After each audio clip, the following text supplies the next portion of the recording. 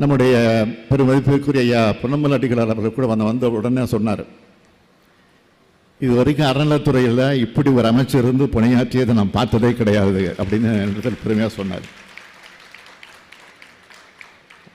அந்த அளவிற்கு தமிழ்நாடு அரசு இந்து சமய அறநிலைத்துறை சார்பில்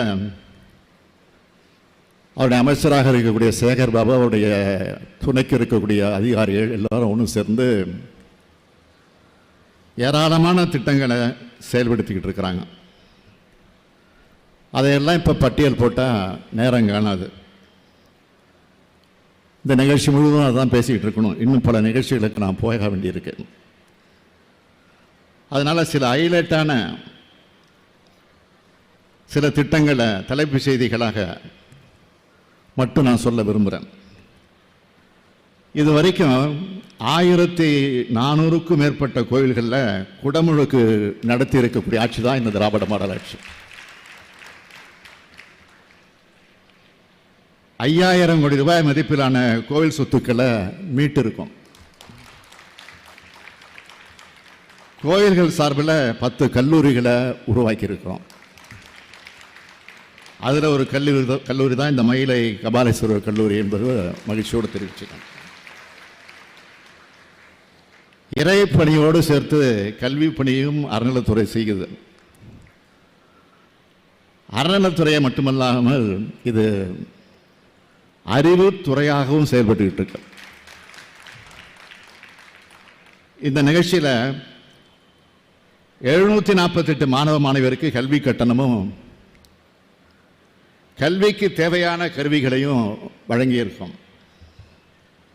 உங்களுக்கு மட்டும் இல்லை, கடந்த 2021ஆம் ஆண்டு நவம்பர் மாதம் 2ஆம் நாள் இந்த கல்லூரியை திறந்து வச்சதிலிருந்து கடந்த 3 வருஷத்தில் 1405 மாணவ மாணவிகளுக்கு இதேபோல் கல்வி கட்டணம் மற்றும் கருவிகளை வழங்கியிருக்கோம்.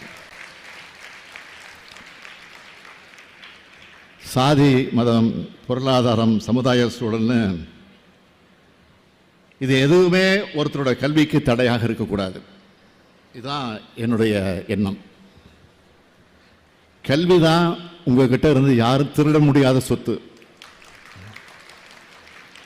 இதுதான் தொடர்ந்து நான் மாணவர்கிட்ட சொல்லிக்கிட்டு இருக்கிறேன்.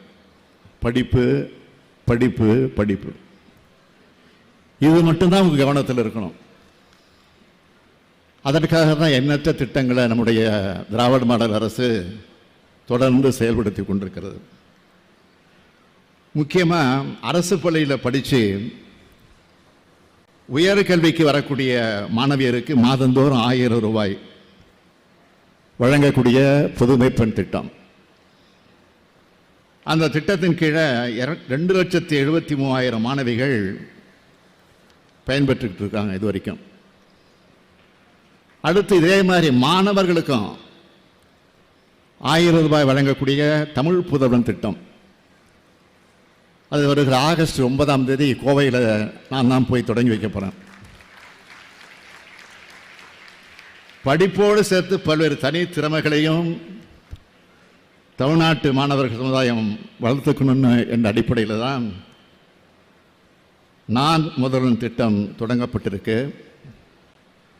நம்ம திராவிட மாடல் அரசு ஏற்படுத்தி தர வாய்ப்புகளை பயன்படுத்திக்கிட்டு தமிழ்நாட்டு மாணவர்கள் முன்னேறணும். பேச்சு திறமை, எழுத்து திறமை, படைப்பு திறமை, நிர்வாக ஆற்றல், அறிவியல் பூர்வமான சிந்தனை, புதிய கண்டுபிடிப்பு என மாணவ சமுதாயம் வளரணும். பட்டங்களோடு சேர்த்து அனைத்து திறமைகளும் கொண்டவங்களாக நீங்கள் வளரணும். அண்மையில் டாக்டர் குழுமத்தோட தலைவர் மரியாதைக்குரிய சந்திரசேகர் அவர்கள் ஒரு பேட்டியில் குறிப்பிட்டு காட்டினார். உடல்நலத்தை பற்றி அக்கறையோடு அவர் பேசியிருக்கிறார். மாணவர்கள் இளைஞர்களுடைய ஓபிசிட்டி எனப்படும் உடல் எடை கூடி வர்றதா சொல்லியிருக்கிறார். சாப்பாட்டு பழக்க வழக்கங்கள், துரித உணவுகள் தான் இதற்கு காரணம்னு அவர் தெளிவாக சொல்லியிருக்கிறார். சுவர் இருந்தால்தான் சித்திரம் எழுத முடியும். எனவே உடல் ஆரோக்கியமாக இருந்தால் தான் படிக்க முடியும், திறமைகளை வளர்த்து கொள்ள முடியும். அந்த வகையில் தான் மாணவர்களும் இளைஞர்களும் விளையாட்டு, உடற்பயிற்சி ஆகியவற்றிலும் கவனம் செலுத்தணும்.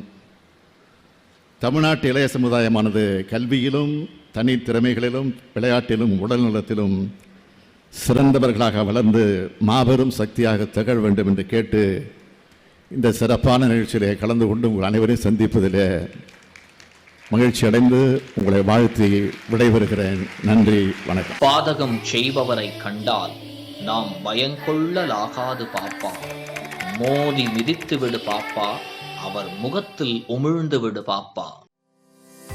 அண்மை செய்திகளை உடனுக்குடன் தெரிந்து கொள்ள இணைந்திருங்கள் இயம்நாடு தொலைக்காட்சியுடன்.